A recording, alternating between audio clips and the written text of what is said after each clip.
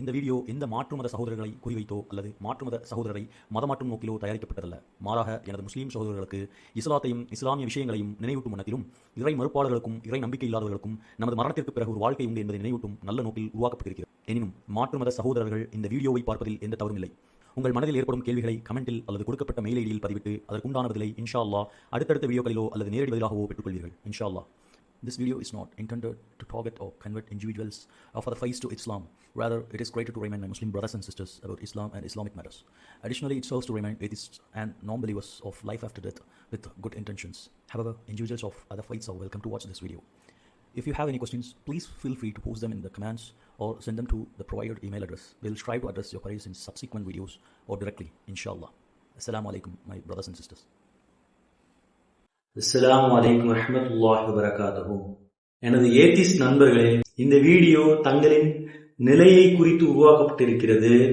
So இந்த வீடியோல வர்ற கருத்துக்களை கொஞ்சம் ஓப்பன் மைண்டடா கேளுங்க, but not and arguing minded. வாங்க வீடியோக்குள்ள போலாம். உங்களுக்கு இப்போ ஒரு கொஸ்டின் வந்திருக்கும், நீ ஒரு முஸ்லீம் ஏத்திஸ்ட் குறித்து பேசுற அப்படிங்கிற மாதிரி உங்களுக்கு சில கேள்விகள் எழுந்திருக்கலாம். நான் முன்னாடி பேசியிருந்த வீடியோக்கள்லயே உங்களுக்கு புரிஞ்சிருக்கும், இஸ்லாம் என்பது பிறர் மீது கவலை செலுத்துவது, இதுதான் இஸ்லாமோட பேஸ். ஓகேங்களா? சோ இந்த வரிசையில எனது முஸ்லீம் சகோதரர்களுக்கு அப்புறம் ஏத்திஸ்ட், அதாவது இறை நம்பிக்கை இல்லாதவர்கள் மற்றும் இறை மறுப்பாளர்கள், இவர்களுக்காகவும் நாங்கள் கவலையை செலுத்த முற்படுறோம். அதனாலதான் ஏத்திஸ்ட்கள் எந்தெந்த டைப்ல இருக்காங்க, எப்படி எப்படி ஏத்திஸ்ட்கள் உருவாறாங்க, அவங்களோட ஸ்டார்டிங் நிலை என்ன அப்படிங்கறத குறித்து பேசுறதன் மூலமாக கடவுளை வழிபடுற சில மக்கள் கூட ஏன் ஏத்திசத்தை ஃபாலோ பண்றாங்க, ஏத்திஸ்டா மாறுறாங்க அப்படிங்கறத பின்வரும் என்னுடைய அனாலிசிஸ் மூலமா உங்களுக்கு புரிய வரும். சோ அதற்கு இஸ்லாம் என்ன பதில் சொல்லுது, இஸ்லாத்தின் கண்ணோட்டம் என்ன, இஸ்லாத்தின் பார்வை என்ன அப்படிங்கறத பார்க்கறதுக்காண்டிதான் இந்த வீடியோவை உருவாக்கியிருக்கேன். சோ எனது ஏத்திஸ்ட் சகோதரர்களே, கொஞ்சம் இத ஓபன் மைண்டா கேளுங்க. வீடியோக்குள்ள போலாம். இத நம்ம ஏத்திஸ்ட்களை சில டைப்ஸா பிரிக்கிறது மூலமா அவங்க எப்படி எப்படி உருவாறாங்க, அவங்க எந்த காரணத்திற்காக ஏத்திசத்துக்குள்ள போறாங்க, ஏத்திஸ்டா மாறுறாங்க அப்படிங்கறத டைப்ஸ் மூலமா சொல்றது மூலமா உங்களுக்கு ஈஸியா விளங்கும். இது முற்றிலுமாக என்னோட அனாலிசிஸ். இதுல ஃபர்ஸ்ட் வகை பாத்தீங்கன்னா, இவர் ஒரு மதத்தை ஃபாலோ பண்ணிக்கிட்டு இருப்பாரு, அது எந்த மதமாக கூட இருக்கலாம். ஓகேங்களா? இவர் பாத்தீங்கன்னா எதனால ஏத்திசத்துக்குள்ள போறாருன்னா, முதல் ரீசன் மதங்கள்ல உள்ள மூட நம்பிக்கைகள். இரண்டாவது உள்ள வகை பாத்தீங்கன்னா, இவரு ஒரு தீவிரமான கடவுள் நம்பிக்கையாளராக இருப்பாரு. ஆனா அவருடைய வாழ்க்கையில ஒரு பர்டிகுலர் பகுதிக்கு அப்புறம், ஒரு பர்டிகுலர் டயத்துக்கு அப்புறம் அவரு ஏத்திசத்துக்குள்ள உள்ள வந்துடுறாரு. ஃபார் அன் எக்ஸாம்பிள், இவர் காட பிலீவ் பண்ணி அந்த ரிச்சுவல்ஸ், அந்த நம்பிக்கை, மத நம்பிக்கை உட்பட்டு அந்த ரிச்சுவல்ஸை ஃபாலோ பண்ணிக்கிட்டு இருப்பாரு. ஆனா ஒரு பர்டிகுலர் டயத்துக்கு அப்புறம் தன்னுடைய வாழ்க்கையில ஒரு பெரிய ப்ராப்ளம், ஏதாவது ஒரு டிஸ்டர்பன்ஸ் உள்ள ஒரு ப்ராப்ளம் நடந்திருக்கும். அதுக்கப்புறம் கடவுள் மீது உள்ள ஒரு வெறுப்பின் காரணமாக, கடவுள் மீது உள்ள ஒரு நிராசையின் காரணமாக ஏத்திசத்துக்குள்ள நுழைந்துடுவார், ஏத்திஸ்டாக மாறிடுவார். அதாவது கடவுள் இல்ல, இறைவன் ஒருத்தன் இல்லவே இல்லை போல அப்படிங்கிற ஒரு முடிவுக்கு வந்துடுவாரு. இப்போ நம்ம புரியுற மாதிரி பார்க்கணும்னா, இது ஒரு எக்ஸாம்பிள். நான் இப்ப சொல்ல போறது ஒரு எக்ஸாம்பிள். இத மாதிரி பல்வேறு விஷயங்கள் நடந்திருக்கலாம். இப்ப எக்ஸாம்பிளுக்கு பார்த்தோம்னா, ஒரு குழந்தை இருந்துக்கலாம், அந்த குழந்தைக்கு ஒரு பெரிய நோய் இருக்குன்னு கண்டுபிடிக்கிறாங்க. சோ இவர் என்ன பண்றாருன்னா, அதுக்கு முன்னாடி அவர் நார்மலா கடவுளை ஃபாலோ பண்ணிக்கிட்டு இருக்காரு, கடவுளை வழிபட்டு கொண்டிருக்கிறார். அந்த பிரச்சனைக்கு அப்புறம் தீவிரம் காட்டுறாரு, மிக தீவிரமாக கடவுளை ஃபாலோ பண்றார். இவ்வாறு வழிபடுறாரு. எப்படின்னா, என்னுடைய கடவுளே தயவு செஞ்சு என்னுடைய குழந்தைக்கு இந்த நோயை போக்கி கொடுத்துரு, என்னுடைய குழந்தைக்கு இந்த நோயை போக்கி கொடுத்துரு, என் குழந்தைக்கு ஒரு வாழ்வை கொடு, அவளுக்கு இந்த நோய் போய் நிவாரணம் ஆயிடணும், அவள் நிம்மதியாக வாழணும் அப்படிங்கிற மாதிரி பிரார்த்திக்கிறார். அதுக்கப்புறம் அந்த குழந்தைக்கு தீவிரம் அடைய அந்த நோய் தீவிரம் அடைய ஒவ்வொரு நபரா சொல்கிறார்கள், இங்க போய் பாரு, அங்க போய் பாரு, இங்க போய் பாரு அப்படிங்கிற மாதிரி. அவரு மஸ்ஜிதுக்கு போறாரு, அப்புறம் சர்ச்சுக்கு போறாரு, அப்புறம் கோயிலுக்கு போறாரு. எல்லா இடத்துக்கும் போய் வேண்டாத கடவுள் இல்ல. நம்ம ஆட்களுக்கு மத்தியில ஒரு டைலாக் இருக்கும், வேண்டாத கடவுள் இல்ல, வேண்டாத சாமி இல்ல. ஆனாலும் பாத்தீங்கன்னா அந்த குழந்தை கடைசியில இறந்து விடுகிறது. எதன் காரணமாக? நோயின் காரணமாக. இதை பத்தி இது எதனால் நடக்கிறது, எப்படி நடக்கிறது, இது எப்படி புரிந்து கொள்ளணும் பின்வரும் நேரத்துல நான் விளக்க இருக்கிறேன் இன்ஷா அல்லாஹ். சோ அதை கொஞ்சம் தயவு கூர்ந்து பாருங்க. இந்த பிரச்சனையின் காரணமாக டிஸ்பிலீவ் ஆகி இது ஏத்திசத்துக்குள்ள போற நபர்கள் இருக்கிறாங்க. இவங்க டைப் 2. அதான் இதுல என்னன்னா, இந்த டைப் 2 பீப்புள்ஸ் எல்லாம் இந்த மாதிரி இப்ப நான் ஒரு எக்ஸாம்பிள் சொன்ன மாதிரி ஏதாவது அவங்களுக்கு விருப்பப்படுற ஏதாவது ஒண்ணு இழந்து இருக்கலாம், இல்ல ஆசைப்படுற ஒண்ணு கிடைக்காம இருந்திருக்கலாம். ஒரு காமன், அதாவது நம்ம நினைக்கிறது தீவிர வழிபடுதலுக்கு அப்புறம் கிடைக்காம போயிருக்கலாம். இவங்க எதிஸ்டா மாறுறது. இது இரண்டாவது வகை. மூணாவது டைப் பாத்தீங்கன்னா, பை பர்த்லயே அவங்களுக்கு கடவுள் நம்பிக்கை இல்லாமலும் கடவுள் மேல ஒரு இன்ட்ரெஸ்டே இல்லாமலும் இருப்பாங்க. இந்த பர்டிகுலர் டைப்ல பீப்புள் எல்லாமே ரொம்ப லாஜிக்கல் பீப்புளா இருப்பாங்க. ஸோ அப்போ கேட்கலாம், அப்போ நான் மதத்தை ஃபாலோ பண்றேன், ஒரு ரிலீஜனை ஃபாலோ பண்றேன், அப்போ அது ஒரு லாஜிக் இல்லையான்னு கேட்டீங்கன்னா, அதுதான் most logical thing in the world. அதை அல்லாஹ்வுடைய கிருபையால நான் என்னால எக்ஸ்பிளைன் பண்ண முடியும். நான் எக்ஸ்பிளைன் பண்ண முற்படுறேன். நம்ம டைப்ஸை பார்த்துருவோம். இதுதான் third type of atheism, third type of atheist பீப்புளோட நிலை. ஃபோர்த் டைப் பாத்தீங்கன்னா, சில பீப்புள் சயின்ஸோட ஓரியன்டா இருப்பாங்க. இப்ப அவங்களோட அப்பா சயின்ஸ் டீச்சரா இருக்கலாம், இல்ல அவங்க அப்பா சயின்டிஸ்டா இருக்கலாம், இல்ல அறிவியல் மீது அதிக ஆர்வம் கொண்டவங்களா இருக்கலாம். அதுல சில பேர் அறிவியல் மீது அதிக ஆர்வம் கொண்ட நிறைய பேரை என்னால சொல்ல முடியும். கடவுளை நம்புறவங்க, கடவுளை வழிபடுறவங்க இருக்கிறாங்க. அதுல சில பேரு அந்த அறிவியல் சார்ந்து இருக்கிறவங்க ஏத்திசத்துக்குள்ளேயே வந்துருவாங்க. ஏன்னா இது அந்த சயின்ஸுங்கிறதே ஒரு ஆட்டோமேட்டடா நடக்கிறது, இது எதை கொண்டும் இல்லை அப்படின்னு அவங்க நம்புறாங்க. அதனால அந்த மாதிரி ஆகுறாங்க. ஓகேங்களா, இதுதான் டைப் 4th ஏத்திசத்தோட வகை. இப்ப நான் சொல்றேன், இந்த 4 டைப்புள்ளதான் இருக்கணுமா ஏத்திசத்தை ஃபாலோ பண்றேன்னு கேட்டீங்கன்னா அப்படி இல்லை. நான் ஜஸ்ட் என்னுடைய அனாலிசிஸ் படி பிரிச்சிருக்கேன். அவங்க எந்த ரீசனுக்காக வேண்டும்னாலும் ஏத்திசத்தை ஃபாலோ பண்ணிருக்கலாம். இது எல்லாத்துக்கும் அல்லாஹ்வுடைய கிருபை கொண்டு இது எல்லாத்துக்கும் இஸ்லாத்தில் விடை இருக்கிறது. அல்ஹம்துலில்லாஹ். இப்போ ஏத்திஸ்ட் பீப்புள்கிட்ட உள்ள பொதுவான கேள்விகளை என்னன்னு எடுத்து பார்த்தா, அதாவது இறை நம்பிக்கையாளர்கள்ட்டையோ மதத்தை ஃபாலோ பண்றவங்கள்ட்டையோ கடவுளை வழிபடுறவங்கள்கிட்டயோ சில கேள்விகள் இருக்கு. அது என்னன்னு பார்த்துடலாம். அதை முதல்ல கேளுங்க. அது எப்படிங்க கடவுள் இருக்கான்றீங்க, திருடுறவனும் நல்லா இருக்கான், ஒழுக்கமா இருக்கவனும் நல்லா இருக்கான், கடவுளை வணங்குறவனும் நல்லா இருக்கான், கடவுளை வணங்காதவனும் நல்லா இருக்கான், இதுல ஒரு கான்ட்ரடிக்ஷன் இருக்குதே அப்படிங்கிற மாதிரி கேள்விகள் எழுப்புவாங்க. ஓகேங்களா, அந்த கேள்வி உள்ள ஏத்திஸ்டுக்கு நான் இங்க ஒரு வீடியோ கார்ட் கொடுக்குறேன், அதை போய் செக் பண்ணி பாருங்க. அதை பத்தி ஒரு இன்ட்ரோடக்ஷன் மாதிரி பேசியிருக்கோம். அதை பத்தின முழு விவரங்கள் இன்னும் வரக்கூடிய நாட்கள்ல வரவிருக்கு இன்ஷா அல்லாஹ். அதை பத்தின ஒரு இன்ட்ரோ மாதிரி கொடுத்துருக்கோம், அதை போய் பாருங்க, உங்களுக்கு புரிய வரும். அடுத்த கேள்விகள் என்ன கேள்விகளா இருக்கும் அப்படின்னு பாத்தீங்கன்னா, இந்த மோஸ்ட் ஆஃப் த உலகத்துல நடக்கிற மோஸ்ட் ஆஃப் த பிரச்சனைகள் கடவுளை வழிபடுறவங்க மதத்தினராலதான் ஏற்படுது. ஜாதி சண்டைங்கிறாங்க, மதத்தை கொண்டு சண்டைங்கிறாங்க, எல்லாத்த கொண்டு சண்டைங்கிறாங்க. அப்போ சில பேருடைய உள்ளத்துல எந்த மாதிரி வருதுன்னா, மதம் ஜாதி அதுன்னு அடித்து சாவறதுக்கு பதிலாக நம்ம கடவுளே இல்ல அப்படிங்கிற வராங்க. அதுவும் சில பேருடைய கேள்வியா இருக்கு. இந்த மாதிரி பல கேள்விகள் இருக்கு. இன்ஷா அல்லாஹ் அல்லாஹ்வுடைய கிருபையை கொண்டு அல்லாஹ் தந்த இஸ்லாத்தை கொண்டு இது எல்லாத்துக்குமே விடை கூற இருக்கிறோம். உங்களுடைய கேள்விகள் என்னென்ன கேள்விகள் இருந்தாலும் கமெண்ட்ல பதிவிடுங்க. அதை பற்றி ஆராய்ந்து இஸ்லாத்தின் மூலமாக அதற்கு விடை கூற இன்ஷா அல்லாஹ் நாங்கள் கடமைப்பட்டிருக்கிறோம். அதற்குண்டான முயற்சியை செய்து உங்களுக்கு அந்த பதிலை வழங்க இருக்கிறோம். அதை வழங்கவும் செய்வோம் இன்ஷா அல்லாஹ். ஏற்படும் ஏத்திஸ்ல உங்களுக்கு ஏற்படும் கேள்விகளை இங்க பதிவிடுங்க. இன்ஷா அல்லாஹ் அதை ஆராய்ந்து உங்களுக்கு ரிப்ளை ஆகவோ அல்லது பெரிய டாபிக்ஸா இருந்தா அதற்குண்டான வீடியோக்களை அடுத்தடுத்த பதிவுகளில் பதிவிடுவோம் இன்ஷா அல்லாஹ். இந்த ஃபர்ஸ்ட் டைப்பை கொஞ்சம் விரிவா பார்க்கலாம். இப்போ முஸ்லிம்கள், நான் ஒரு முஸ்லீமா இருக்கிறேன், அதன் வாயிலாக முஸ்லிம்களின் மீதும் இஸ்லாமின் மீதும் உள்ள சந்தேகத்தை தீர்க்க முற்படுகிறேன். அதனால டைப் 1 கொஞ்சம் விலாவரியா பார்த்துடலாம். நீங்க பாக்குற முஸ்லிம்கள் ஃபாலோ பண்ணப்படுற மூட நம்பிக்கைகளை குறித்து நான் பேசியிருக்கிறேன். இந்த மூட நம்பிக்கைக்கும் இஸ்லாத்திற்கும் எந்த வித சம்பந்தமும் இல்லை. அதாவது முன்னாடி வீடியோக்கள் பாத்தீங்கன்னா உங்களுக்கு புரிஞ்சிருக்கும். நான் ஒன்னும் பல வீடியோக்கள் போட்டதில்லை, நான் ஒரு 5-6 வீடியோக்கள் அப்லோட் பண்ணியிருக்கேன். அதுல ஒரு வீடியோல இதை பற்றி தெளிவாக பேசியிருக்கிறேன். அதாவது தற்போது உள்ள இஸ்லாமியர்களுக்கும் இஸ்லாத்திற்கும் மிகப்பெரிய வேறுபாடு உள்ளது. அது குறித்து விரிவா உங்களுக்கு தெரிஞ்சுக்கணும்னா இந்த கார்ட்ல ஒரு வீடியோ அப்லோட் பண்ணியிருக்கேன், அதை போய் பாருங்க. அந்த டைப்ஸ் என்னென்ன டைப்ஸ் இஸ்லாமியர்கள் இப்ப எப்படி வேறுபட்டு இருக்காங்கன்னு உங்களுக்கு புரிய வரும். இதே மாதிரி இஸ்லாமியர்களுக்குள் உள்ள மூட நம்பிக்கை இருக்கு அப்படின்னு உங்களுக்கு தெரிஞ்சதுன்னா கீழே கமெண்ட் பண்ணுங்க.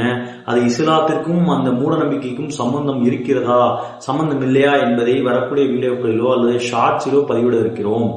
நான் சில எக்ஸாம்பிள் சொல்றேன். இஸ்லாத்துல என்னென்ன மூட நம்பிக்கை இருக்கு, இஸ்லாமியர்களுக்குள்ள இப்போது உள்ள இஸ்லாமியர்களுக்குள்ள என்னென்ன மூட நம்பிக்கை இருக்குன்னு. இஸ்லாமோட பேசிக்கே பாத்தீங்கன்னா ஓர் இறைவன், ஓர் இறை கொள்கை. ஆனா இப்போதைக்கு பல பிரிவுகள் வந்து விட்டது.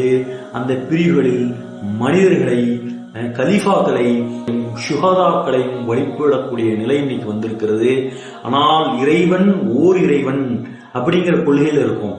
இதற்கும் இஸ்லாத்திற்கும் எந்தவித சம்பந்தமும் இல்லை. இதுல நம்பர் 2 பாத்தீங்கன்னா மதங்களுக்குள்ளே நீ பெரிய மதமா இல்ல நான் பெரிய மதமா அப்படிங்கிற சண்டையை பாக்குறாங்க. யாரு? ஏத்திசமோ அல்லது கடவுளை வழிபடக்கூடிய, அதாவது பெரிய பற்றுதல் இருக்காது, ஆனா பேரளவு தான் மதங்களை ஃபாலோ பண்றவங்களா இருப்பாங்க. அவங்க எட்டர்னு பார்த்துக்கிட்டே இருப்பாங்க. பார்க்கும்போது மதங்களாக பிரிந்து சண்டை போட்டுக்கொண்டு கமெண்ட்களில் அல்லாஹ் அக்பர், ஜெய் ஸ்ரீராம், இப்படி மதங்களுக்கு இடையிலேயே சண்டை போட்டுக் கொள்ளக்கூடிய மக்களாகத்தான் இன்று வலம் வருகிறோம். இதுவும் ஒரு காரணம். ஏத்திஸ்டுகளுக்கு மதம்ங்கிறது அப்போ ஒரு புனிதத்தை தானே கற்பிக்கு, ஒரு அமைதியை தானே கற்பிக்கு. அப்போ இவங்க பண்றத இப்போ உள்ள மக்கள் பண்ற நிலை, அவல நிலையை பார்த்து கொண்டு இப்போ மதங்கள்னு ஒண்ணு இல்லவே இல்லை போல, எல்லாம் கற்பனையா வந்தது போல. ஆனா அவர்கள் ரிசர்ச் பண்ணியிருக்க மாட்டாங்க. இப்ப நான் குரானை பத்தி பேசுறேன், ஹதீஸை பத்தி பேசுறேன், அதை எடுத்து ரிசர்ச் பண்ணிருக்க மாட்டாங்க. ஓகேங்களா? ஆனா நம்மளை பார்த்து நீங்க ரிசர்ச் பண்ணீங்களா, அதை பண்ணீங்களா, இதை பண்ணீங்களா அப்படிங்கிற கேள்வியில எழுப்புவாங்க. நான் அதான் சொல்லியிருந்தேன், இஸ்லாத்தை எதனால நம்ம நம்பணும், இஸ்லாத்தை ஏன் நம்ம ஃபாலோ பண்ணணுங்கிற ஒரு வீடியோவை பத்தி இங்க பேசியிருக்கேன். அதை போய் பாருங்க. அதோட கிளிப்ஸை இப்ப இங்க பிளே பண்றேன், அதை பார்த்துட்டு வாங்க. முதல்ல இஸ்லாம் எப்படி பரவுச்சு, மக்களிடையில பரவுச்சு அப்படின்னு பார்த்தோம்னா, நம்ம எப்படி இஸ்லாம் ஒண்ணு இருக்கு, இஸ்லாம் அல்லாஹ்வுடைய மார்க்கம், இஸ்லாம் கடவுள் தந்த மார்க்கம் அப்படின்னு புரிஞ்சுக்கிறதுக்காண்டி நம்ம கொஞ்சம் முன்னோக்கி செல்வோம். சுமார் ஒரு 1400 வருடங்களுக்கு முன்னாடி ஒரு நாட்டுல ஒரு மனிதர் பிறக்கிறார். அந்த மனிதர் அவர் இருக்கும் பகுதியில ஒரு தனித்துவத்தை பெறுறார். எந்த மாதிரி தனித்துவம்னா, அவர் மேல ஒரு அபரிவிதமான நம்பிக்கை, அவருடைய செயல்பாடுகள் ஒரு உண்மைக்குரியதாக இருக்கு, ஒரு நேர்மைக்குரியதாக இருக்கு. அந்த மனிதரை பத்தி அங்குள்ள மக்கள் எல்லாம் எவ்வாறு சொல்கிறார்கள் என்றால், இவர் ஒரு உண்மையானவர், அல் அமீன், சாதிக் அப்படிங்கிற பெயரை கொண்டு அழைக்கிறாங்க. அதுக்கு என்ன அர்த்தம்னா, இவர் ஒரு உண்மையாளர், இவர் ஒரு நேர்மையாளர். இப்ப எக்ஸாம்பிளுக்கு நம்மளே சில பேரை பார்த்திருக்கலாம், அவ்வளோ 100% தன்னுடைய வாழ்நாள் ஃபுல்லா நேர்மையா இருப்பாங்க, உண்மையா இருப்பாங்கன்னு தெரியாது. பட் சில மனிதர்களை பார்த்துக்கலாம், அவங்க இயல்பாவே உண்மை பேசக்கூடியவங்களாகவும் சில நேரங்களில் நேர்மையானவங்களாகவும் இருப்பாங்க. நம்ம அதன் கண்கூடா நம்ம பார்த்துருப்போம். ஒன்று நம்மளுடைய ரிலேட்டிவா இருக்கலாம், இல்லை நமது நண்பர்களா இருக்கலாம். எதற்கு சொல்ல வரனா, இயற்கையாகவே சில மனிதர்களுக்கு அந்த குணம் இருக்கும். அப்படியாப்பட்ட ஒரு மனிதர் தான் முஹம்மது நபி ஸல்லல்லாஹு அலைஹி வஸல்லம். அந்த மனிதர் தனது வாழ்நாளில் பிறந்ததிலிருந்து இறப்பது வரைக்கும் எக்காரணத்திற்காகவும் பொய் கூறியதில்லை. இது அங்குள்ள மக்களாலேயே சொல்லப்படுகிறது. அதாவது அவர் ஒரு அல்லாஹ்வின் தூதர் என்று அறிந்து கொள்வதற்கு முன்னாலேயே இந்த விஷயங்கள்லாம் நடக்குது.